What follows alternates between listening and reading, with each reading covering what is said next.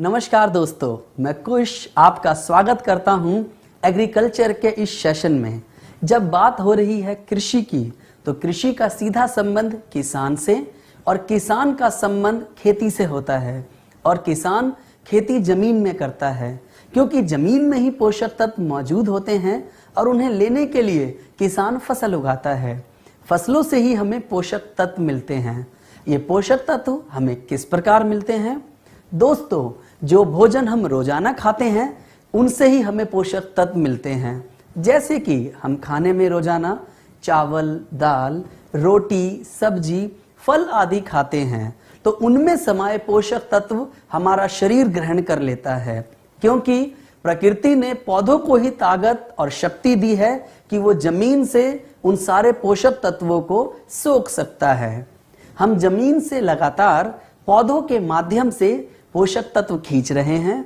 हम सभी जानते हैं कि हमें ज्यादा समय तक जीवन जीने के लिए या अपने शरीर को स्वस्थ रखने के लिए भोजन की आवश्यकता होती है, और उस भोजन से ही हमें पोषक तत्व प्राप्त होते हैं। ये सभी पोषक तत्व मिट्टी के अंदर मौजूद हैं।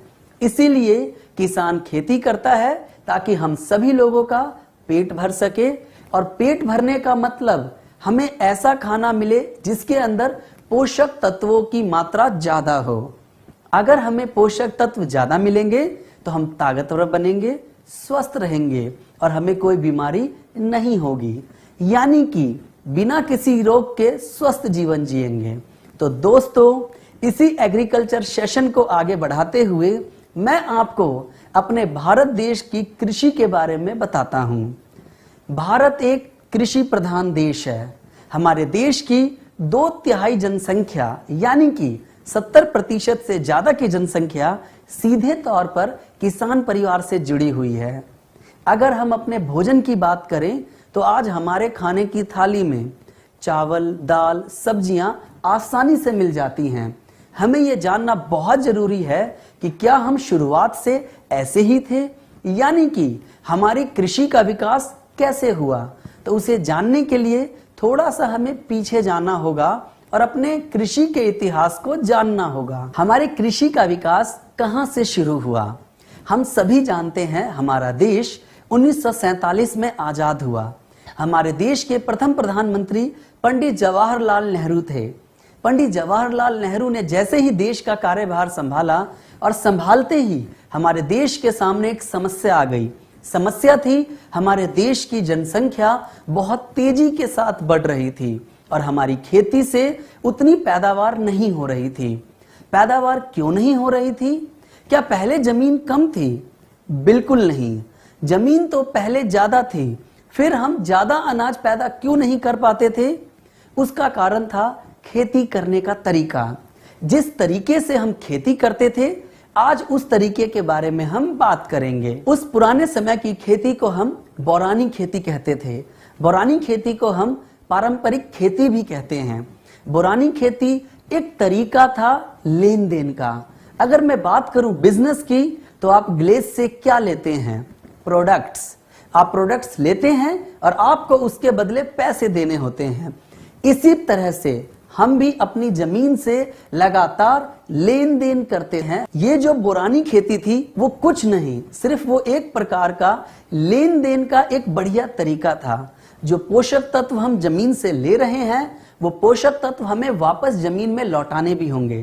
पहले के समय में किसान अपनी जमीन को 2 भागों में बांट देता था। वो ऐसा लेन और देन को बराबर रखने के लिए करता था। वो जमीन के एक भाग में फसल उगाता था और दूसरे भाग को खाली छोड़ देता था, और उस दूसरे भाग में गोबर, राख, सड़ी गली पत्तियां और घर से निकली हुई वेस्ट चीजें होती थी, उसे उस भाग में डालता था। अब यहाँ पर लेन देन कैसे चल रहा है? यहाँ पर लेन देन पौधों की जड़ों के द्वारा चल रहा है। यहाँ पर एक तरफ से हम पौधों के माध्यम से पोषक तत्व निकाल रहे हैं और दूसरी तरफ से पोषक तत्वों को डाल रहे हैं। ऐसा हम इसलिए कर रहे हैं ताकि जमीन के अंदर पोषक तत्वों की बराबर मात्रा बनी रहे। जब पोषक तत्व जमीन के अंदर बने रहेंगे तो पौधों को ज्यादा पोषक तत्व मिलेंगे। पौधों से हमें खाना मिलता है और खाने से हमें पोषक तत्व मिलते हैं। जब आप अच्छा खाना खाओगे तभी आपको पोषक तत्व मिलेंगे। तो इस चीज को बरकरार रखने के लिए किसान क्या करता था? लेन और देन करता था। 6 महीने वो भाग 1 में खेती करता था और भाग बी में गोबर खाद डालता था। फिर 6 महीने बाद भाग ए में गोबर खाद डालता था और भाग बी में खेती करता था। लेकिन इससे हमें नुकसान ये होता था कि हमारी पैदावार पूरी नहीं हो पाती थी। अगर हम दोनों भागों में पैदावार करें तो पैदावार ज्यादा होगी। जैसे ही हमारा देश आजाद हुआ और जनसंख्या तेजी के साथ बढ़ रही थी, अब उस जनसंख्या का पेट भरने के लिए और उसको पूरा खाना देने के लिए हमें अपनी पैदावार को बढ़ाना था। इसी तरह से हम धीरे धीरे सन 1960 तक पहुंच गए और हमने सन 1960 में एक नई हरित क्रांति की शुरुआत की। भारत में हरित क्रांति की शुरुआत करने वाले वैज्ञानिक का नाम डॉक्टर श्री MS स्वामीनाथन है। उस समय हमने समस्याओं को ध्यान में रखते हुए कुछ बदलाव किए। इस हरित क्रांति के अंदर उन मुख्य चीजों का ध्यान रखा गया जिसकी वजह से हमारी पैदावार बढ़े, जिसमें पहली समस्या पर ध्यान दिया गया जो कि हमारे अच्छे किस्म के बीज ना होना। इस क्रांति में नए किस्म के बीजों का आविष्कार किया गया जिनको संकर बीज नाम दिया गया। हरित क्रांति का पहला उद्देश्य संकर बीज इस्तेमाल करना था और दूसरा रासायनिक खादों का उपयोग करना। रासायनिक खाद जो आज हम इस्तेमाल कर रहे हैं जैसे यूरिया, DAP, MOP और पोटाश आदि, इन सभी की शुरुआत 1960 से की गई। रासायनिक खाद के साथ हमने एक और चीज का इस्तेमाल करना शुरू कर दिया, वह रासायनिक पेस्टिसाइड थे। रासायनिक पेस्टिसाइड का मतलब कीटनाशक यानी कि जहर, क्योंकि हमें फसल को पैदा करने के साथ साथ उसे बीमारियों से भी बचाना जरूरी होता है। हरित क्रांति का तीसरा उद्देश्य नहर नालों का विकास करना था। पानी के लिए नहरों का विकास किया गया, नाले बनाए गए, सरकारी ट्यूबवेल लगाए गए। अपनी फसलों की पैदावार बढ़ाने के लिए हमने उनका उपयोग करना शुरू किया। जैसे ही हम उनको उपयोग में लाए तो हमारी पैदावार बढ़ने लगी। जब हमारी पैदावार बढ़ने लगी तो हम धीरे धीरे इस रासायनिक खाद और पेस्टिसाइड्स का इस्तेमाल बढ़ाने लगे। लेकिन हमने यूरिया का ज्यादा इस्तेमाल करना शुरू कर दिया जो कि एक रासायनिक है।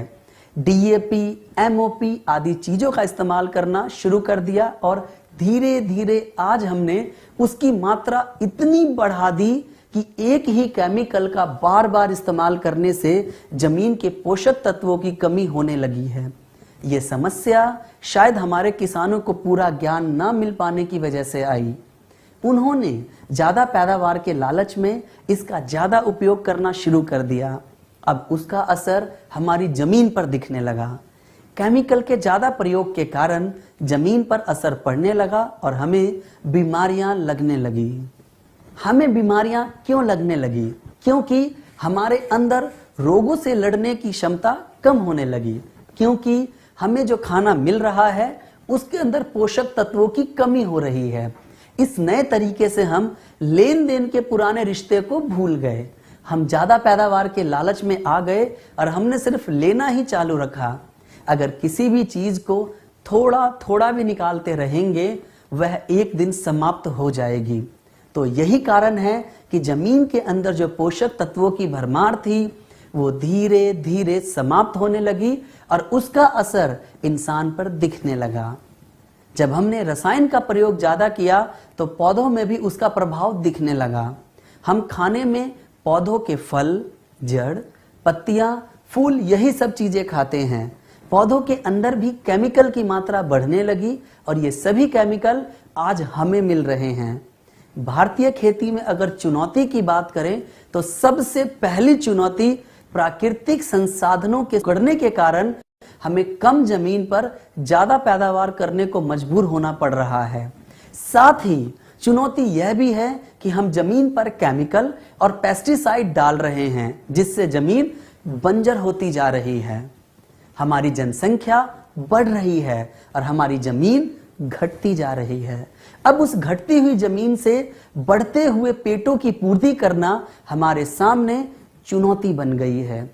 विश्व स्तरीय फल और सब्जी उगाने से अभिप्राय है कि जिसमें रासायनिक केमिकल का इस्तेमाल 2% से ज्यादा ना हुआ हो, यानी कि हम जब स्प्रे करते हैं तो उसमें 2% से ज्यादा रासायनिक ना हो। लेकिन अगर हम आज शाम को स्प्रे करते हैं और अगली सुबह वो फल सब्जी मार्केट में बेच दी जाती है और उस फल सब्जी में उस जहर का असर बना रहता है। आज का किसान परेशान है क्योंकि उत्पादन में बहुत अधिक निवेश हो रहा है। उर्वरक यानी जो यूरिया या डीएपी लगाया जाता है उनकी बहुत अधिक खपत का होना। अगर मैं 1960 की बात करूं तो इस समय उर्वरक अधिक डालना पड़ रहा है। आज लोग 40 किलोग्राम का एक बैग 1 बीघा जमीन में इस्तेमाल कर लेते हैं। उसकी वजह से हमारी मिट्टी के अंदर ताकत धीरे धीरे कम होती जा रही है। उस कमजोर मिट्टी से हम अधिक पैदा करने के लिए उसे ठीक नहीं कर रहे, बल्कि उसमें और यूरिया डालकर उसे और कमजोर करते जा रहे हैं। अभी तक आपने जो समझा, मैं आपसे उससे संबंधित कुछ प्रश्न पूछता हूं। तो पहला प्रश्न है, दूसरा प्रश्न, तीसरा प्रश्न, चौथा प्रश्न, पांचवा प्रश्न, छठा प्रश्न।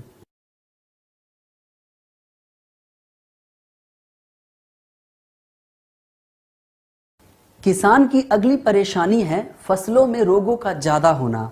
पहले के मुकाबले आज फसलों में बहुत ज्यादा बीमारियां आने लगी हैं। उदाहरण के लिए कपास यानी कि रुई के अंदर इतना कीड़ा लगने लगा है, किसान उसको रोकने के लिए केमिकल इस्तेमाल करते हैं। 1 बार केमिकल डालते हैं, 2 बार केमिकल डालते हैं, 3 बार केमिकल डालते हैं और वही केमिकल उन कीड़ों पर असर नहीं कर रहा है। अब इस समस्या का हल कहां से मिलेगा?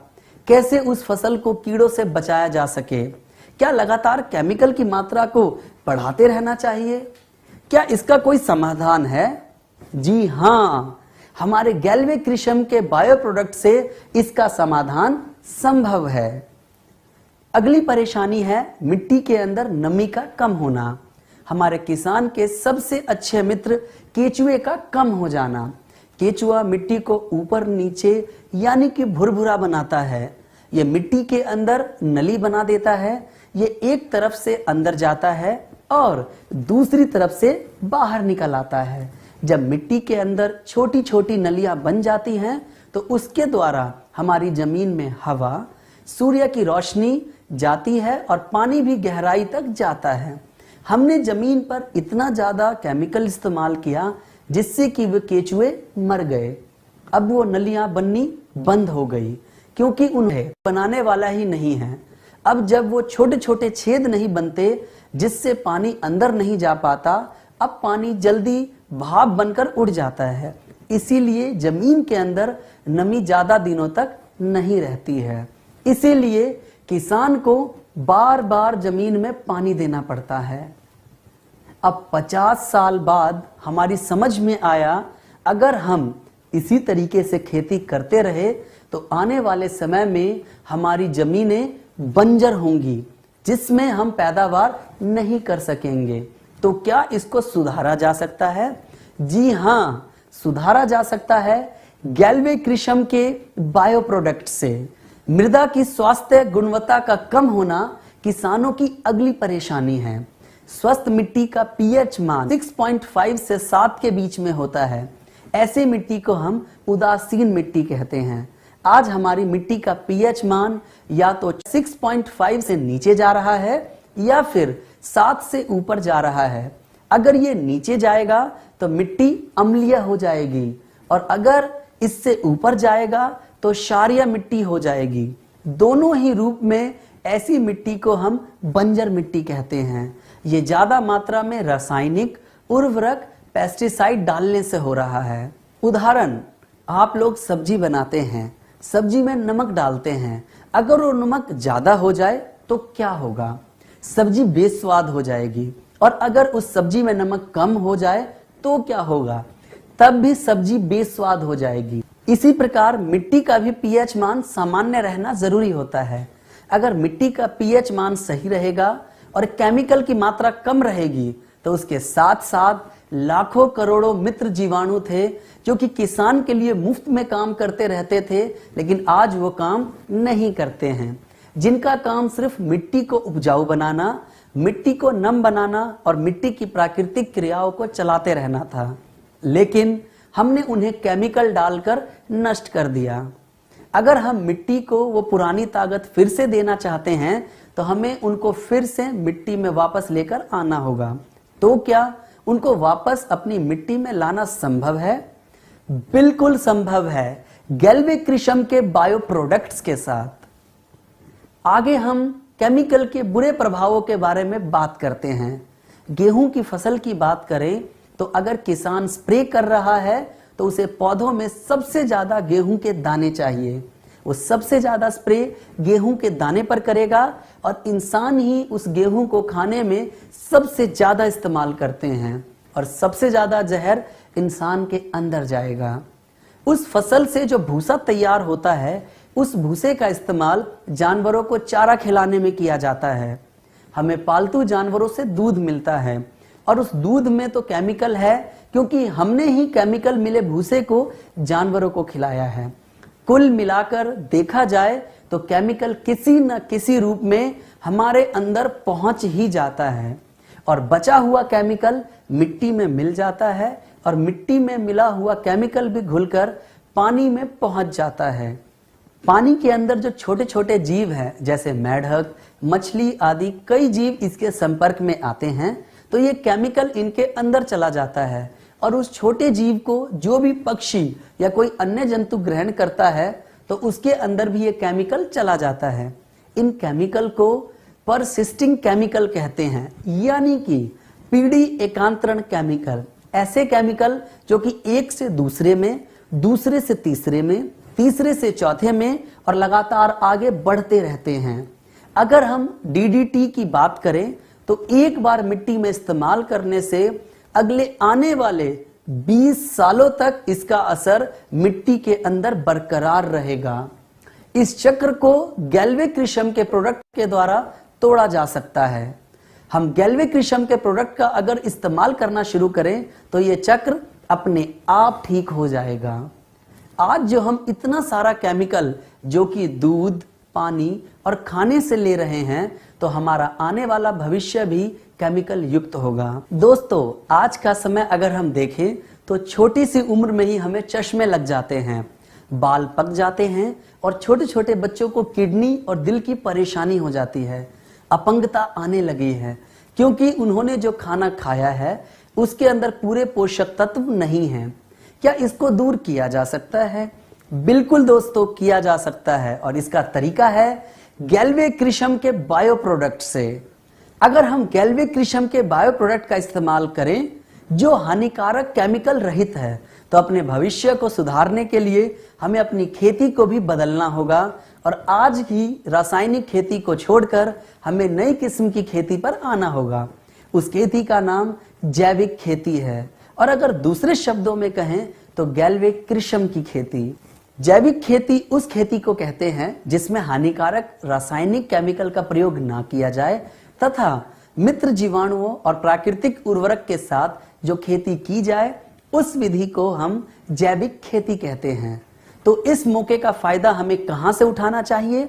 Glaze trading India private limited के कृषम प्रोडक्ट से।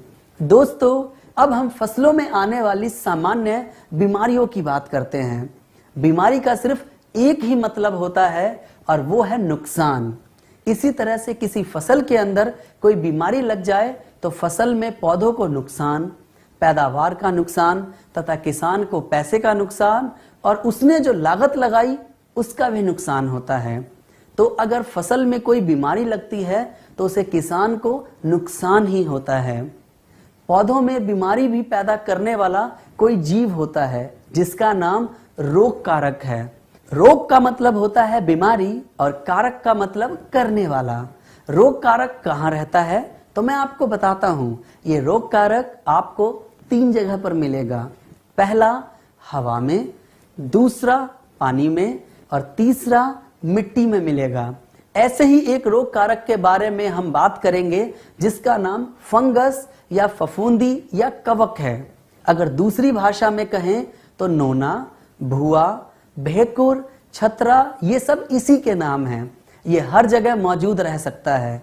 जब भी ये बीमारी हमारी फसल में आती है तो हमारी फसल की जड़ों, तनों, फलों, पत्ती और बीजों को गला देती है। दूसरी परेशानी बैक्टीरिया की है जिसे हम जीवाणु भी कहते हैं। ये भी हमारी फसल को बीमार करता है। यह हमारी फसल को उगने नहीं देता, यह हमारी फसलों को गला देता है, यह हमारी सब्जियों को खराब कर देता है। यहाँ दो हमारे मुख्य रोग कारक हैं जिनके बारे में हम बात कर रहे हैं, जो कि हमारी फसलों को खराब कर देते हैं। ये रोग कारक कहां से हमारी फसल को बीमार कर सकता है? सबसे पहला रोग कारक हमें मिट्टी के अंदर मिलेगा, दूसरा हमें बीज में मिलेगा, तीसरा हमारी फसल की जड़ों को खराब कर सकता है, चौथा तने को गला देगा, पांचवा हमारे पत्तों को खराब कर देता है, छठा हमारे फूलों और फलों को भी खराब कर देता है। यानी कि पौधों के सभी भागों में यह बीमारी पैदा कर सकता है।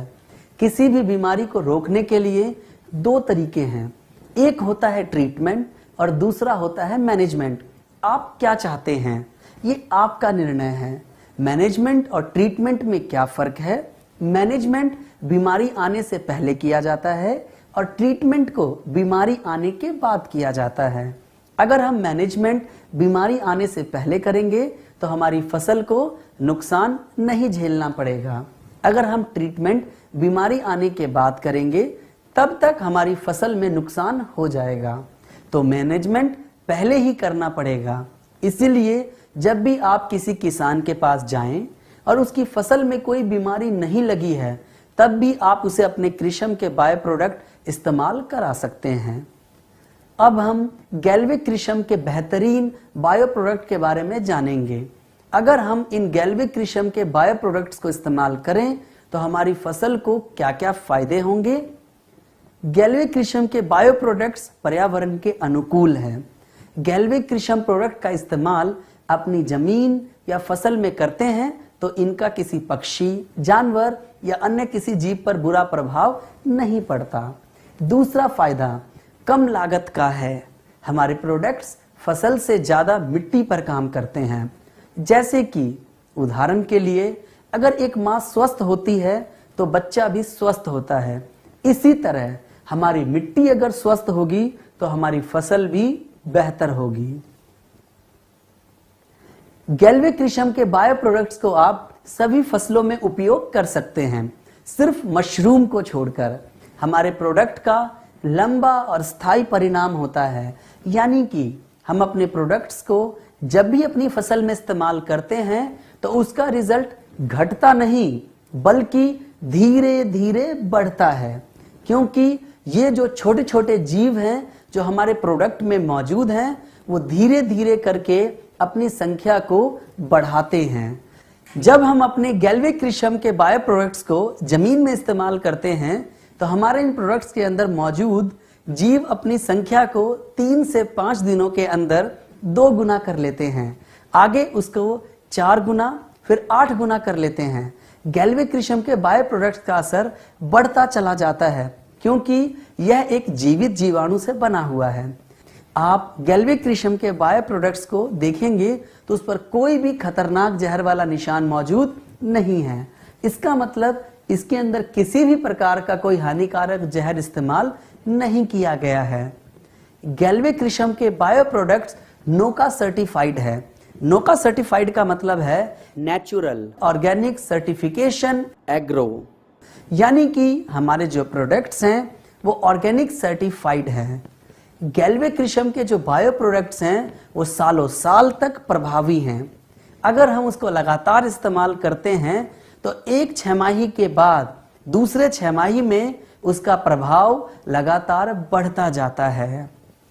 दोस्तों, हमारे प्रोडक्ट्स जमीन में जाकर उन सारी समस्याओं को दूर करता है जिससे कि एक पौधे की उपज यानी कि उसका फुटाव कम हो जाता है।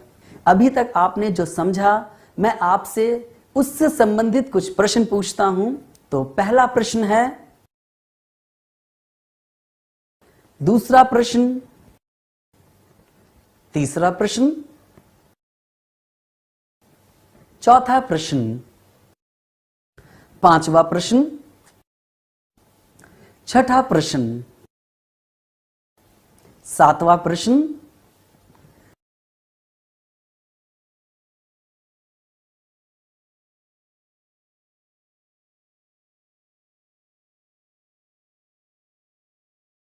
गैल्वे कृषम का पहला प्रोडक्ट जी डर्मा प्लस एक्सट्रीम कंट्रोल है। यह एक बेहतरीन प्रोडक्ट है जो कि 1 लीटर की बोतल में मौजूद है और यह फफूंदी की बीमारी को रोकने में सहायक है। जी डर्मा प्लस खुद भी एक शक्तिशाली फफूंदी से बना हुआ है। जी डर्मा प्लस यानी कि ट्राइकोडर्मा के फायदे के बारे में बात करें, हमारा ट्राइकोडर्मा एक प्रबल परजीवी है और एक शक्तिशाली फफूंदी है जो कि दूसरी फफूंदी जो बीमारी पैदा करती है उसका नाश करने में सहायक है। ये कई तरह के रोगों की रोकथाम करने में सहायक है, जैसे कि जड़ का रोग, बीज का रोग, मिट्टी जनित रोग, पत्ते का रोग, फलों का रोग, इन सभी की रोकथाम में यह सहायक है। जी डर्मा प्लस मिट्टी की उर्वरकता को बढ़ाता है, मिट्टी के पीएच स्तर को सामान्य रखने में मदद करता है। तो इस बेहतरीन प्रोडक्ट को कैसे इस्तेमाल किया जाता है उसके बारे में बात करेंगे। दोस्तों, इसकी उपचार विधि बहुत ही आसान और सरल है। मैं आपको सबसे पहले बीज पौध के उपचार के बारे में बताता हूं। 10 मिलीलीटर जी डर्मा प्लस लेकर 1 लीटर पानी में घोलकर 1 किलोग्राम बीज को उसमें भिगो दें तथा उसे 30 मिनट तक भिगो कर रखें। इसके बाद उन बीजों को उसमें से निकाल लें और उसके बाद उसको छाया में सुखाएंगे। सुखाने के बाद अपनी जमीन में उसकी बुआई कर देंगे। बीज का आकार गेहूं या गेहूं से छोटा है तो हम पानी का इस्तेमाल नहीं करेंगे। मिर्च, प्याज, जीरा, गेहूं के बीज जैसे बीजों के अंदर हम पानी का इस्तेमाल नहीं करेंगे। उसके लिए सीधा हम 10 मिलीलीटर जी डर्मा प्लस लेंगे, 1 किलो बीज लेंगे और उसे मिला करके 30 मिनट तक रखेंगे। फिर उसको छाया में सुखाएंगे। छोटे छोटे टुकड़े जैसे गुलाब की टहनियां, गन्ने के टुकड़े, आम की टहनियों को हम कलम कहते हैं। चलिए दोस्तों, अब हम कलम सेट उपचार के बारे में बात करेंगे। इसके लिए 125 से 250 ml जी डर्मा प्लस लेंगे और 60 लीटर से 80 लीटर तक पानी लेंगे। उसको उसमें घोल लेंगे। उसके बाद 2 कुंतल गन्ने का बीज लेंगे, उसको 30 मिनट तक भिगो कर रखेंगे और भिगोने के बाद उसकी बुआई कर देंगे। उस घोल में से गन्ने को निकालने के बाद जो पानी बचेगा उसको ले जाकर उस गन्ने के खेत में छिड़काव कर देंगे। कलम सेट उपचार में जी डर्मा प्लस और पानी का घोल बनाने के लिए हम अपनी जमीन में ऐसा कोई कोना देखेंगे या पानी की जो नालियां होती हैं उस नाली में एक बांध लगाएंगे और फिर ठीक 1 मीटर के बाद दूसरा बांध लगाएंगे और उसमें 60 से 80 लीटर पानी को इकट्ठा कर देंगे। मिट्टी उपचार के लिए 100 ml जी डर्मा लेंगे और 10 किलोग्राम गोबर की खाद में मिलाएंगे। अगर आपके पास गोबर की खाद नहीं तो आप भुरभुरी मिट्टी इस्तेमाल में लाएंगे, यानी कि हल्की सूखी और हल्की गीली। अगर आपके पास मिट्टी भी नहीं तो आप राख का इस्तेमाल करें और आप चाहें तो वर्मी कंपोज यानी केचुए की खाद में भी मिला सकते हैं और पौधों की जड़ों में बुरकाव करें। 1 लीटर की बोतल को आप 1 एकड़ में इस्तेमाल करेंगे। आपकी फसल बड़ी हो गई हो तो सीधा जड़ों में भी डाल सकते हैं। नोट करिए कि गोबर की खाद 1 साल पुरानी होनी चाहिए। अब मैं आपको बताता हूं स्प्रे करने की विधि। 5 मिलीलीटर से लेकर 7 मिलीलीटर तक, जो कि 5 मिलीलीटर से कम ना हो और 7 मिलीलीटर से ज्यादा ना हो, उसको 1 लीटर पानी के हिसाब से मिलाएंगे। दूसरी विधि, 150 लीटर पानी में 1 लीटर जी डर्मा को मिक्स करेंगे और 1 एकड़ में स्प्रे करेंगे। स्प्रे करने का सही समय सुबह या शाम है। तेज धूप या बरसात में कभी भी स्प्रे नहीं करना चाहिए। नारियल के पेड़ों में स्प्रे करना हो तो इसके लिए 10 से 12 मिलीलीटर जीडर्मा लेंगे और 1 लीटर पानी में इसे मिलाएंगे और उस पेड़ पर छिड़काव कर देंगे। एक बात का ध्यान रखें, एक बार बोतल को खोलने के बाद जीडर्मा प्लस को 10 दिनों के अंदर पूरी तरह से इस्तेमाल में ले लेना है। हमारे प्रोडक्ट की एक्सपायरी डेट 24 महीने तक की है। अभी तक आपने जो समझा, मैं आपसे उससे संबंधित कुछ प्रश्न पूछता हूं। तो पहला प्रश्न है, दूसरा प्रश्न, तीसरा प्रश्न,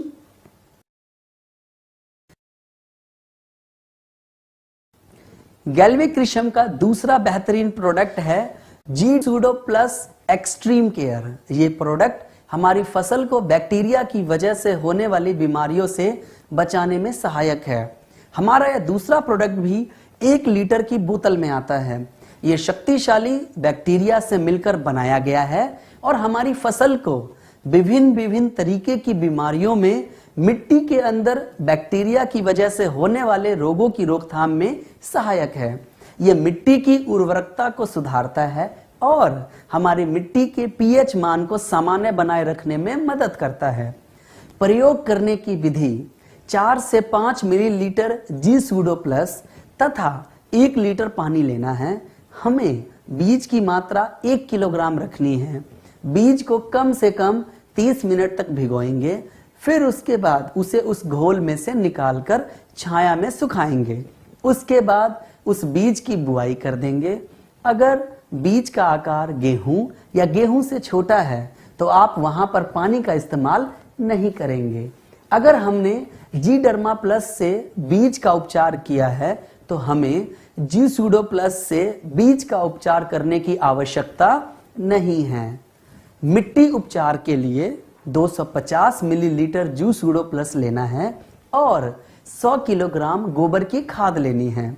गोबर की खाद 1 साल पुरानी होनी चाहिए। अगर गोबर की खाद नहीं तो हम भुरभुरी मिट्टी लेंगे। मिट्टी नहीं है तो हम राख का इस्तेमाल करेंगे। 1 लीटर के जी सूडो प्लस का इस्तेमाल हम 1 एकड़ में करेंगे और पौधों की जड़ों में बुरकाव करें। दोस्तों, स्प्रे करने की विधि, जी सूडो प्लस 2 मिलीलीटर से लेकर 7 मिलीलीटर यानी कि 2 मिलीलीटर से कम ना हो और 7 मिलीलीटर से ज्यादा ना हो, उसको 1 लीटर पानी में मिलाकर स्प्रे करें। 150 लीटर पानी में 1 लीटर जी सूडो प्लस की बोतल घोलेंगे और 1 एकड़ में उसका स्प्रे करेंगे। किसान भाई अगर इसका दोबारा स्प्रे करना चाहते हैं तो 10 दिन के बाद दोबारा भी स्प्रे कर सकते हैं।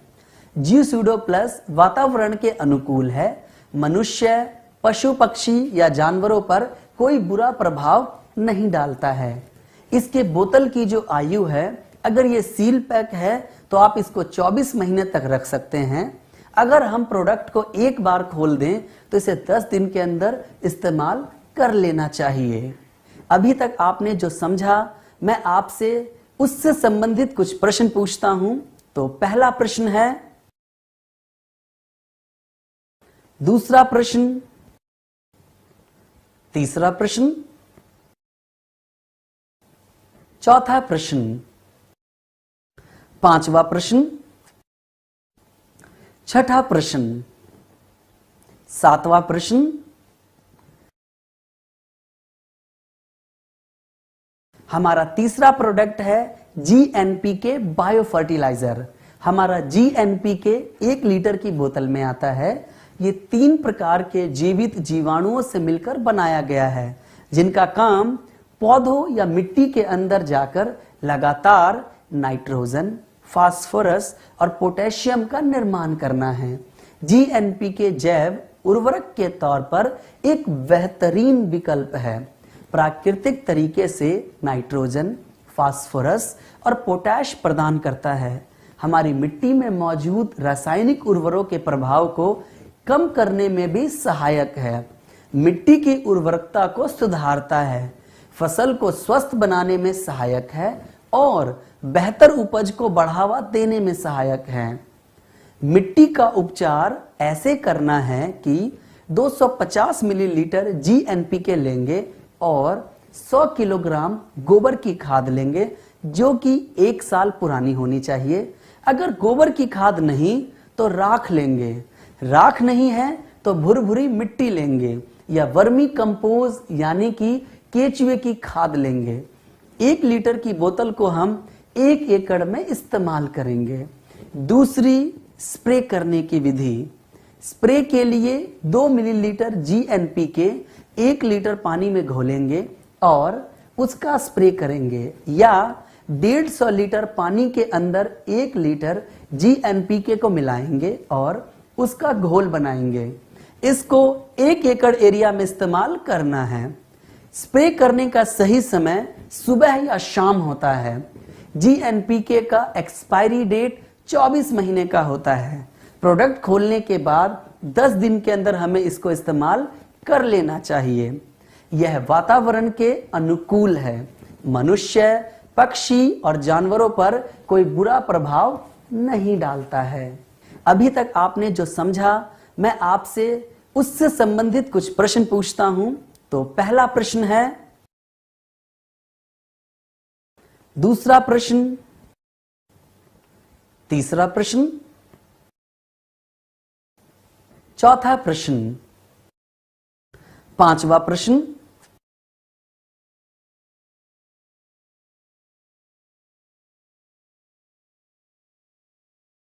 गैल्वेक्रिशम का अगला bio product GC extreme power है।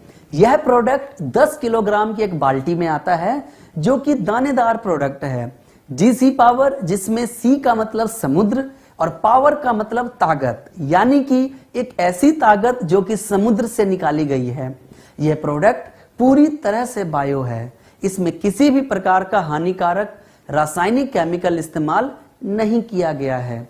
इस प्रोडक्ट को बनाने के लिए समुद्री शैवाल, जो कि समुद्र के अंदर उगने वाली एक घास होती है, उस शैवाल का नाम एस्कोफाइलम नोडोसम है, जिसके सत्व यानी कि उसमें से उसका अर्क निकाल करके इस प्रोडक्ट को तैयार किया गया है। जब हमारे किसान भाई इसे इस्तेमाल करेंगे तो उन्हें कई प्रकार के फायदे मिलेंगे। जमीन को जो पोषक तत्व चाहिए वो सब इसके अंदर मौजूद हैं। पौधे के लिए आवश्यक पोषक तत्व और वृद्धि हार्मोन युक्त यानी कि पौधों को पोषक तत्व देता है और वृद्धि यानी कि पौधों की लंबाई में सहायक है। पौधों की जड़ों को शक्तिशाली बनाता है और उन्हें गहराई तक लेकर जाता है, जिससे कि हमारा पौधा गिरता नहीं है।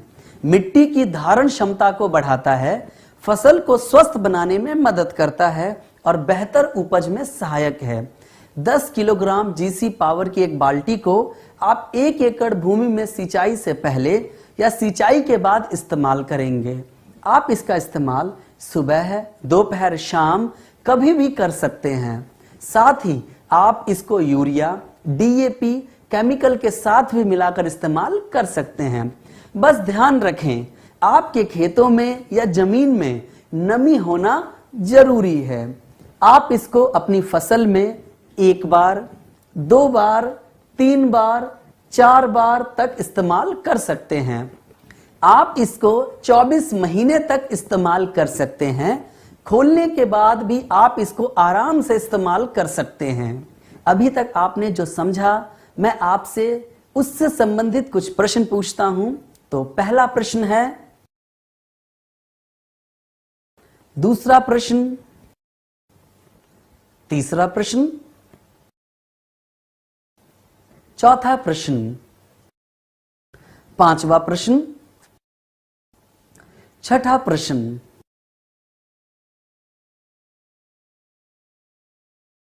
अगला प्रोडक्ट जिसका नाम जीवैम माइकोराइजा बायो फर्टिलाइजर है, जो कि 4 किलोग्राम के बैग में उपलब्ध है। यह एक बुनियादी बायो फर्टिलाइजर के आधार पर काम करता है।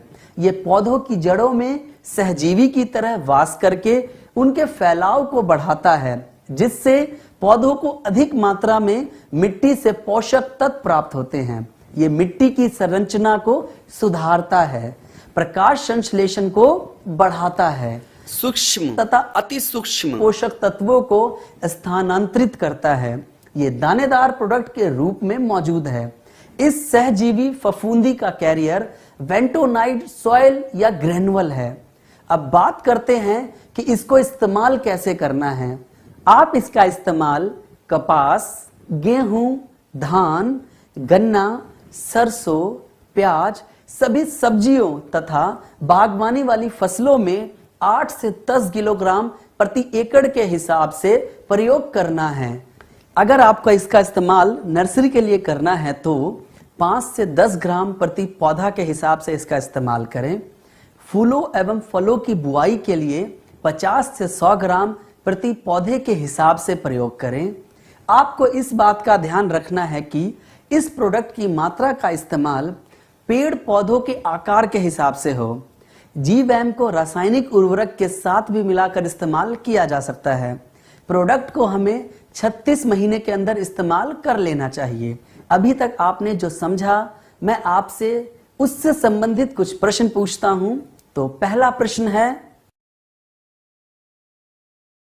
दूसरा प्रश्न,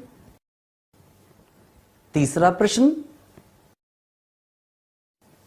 चौथा प्रश्न, पांचवा प्रश्न,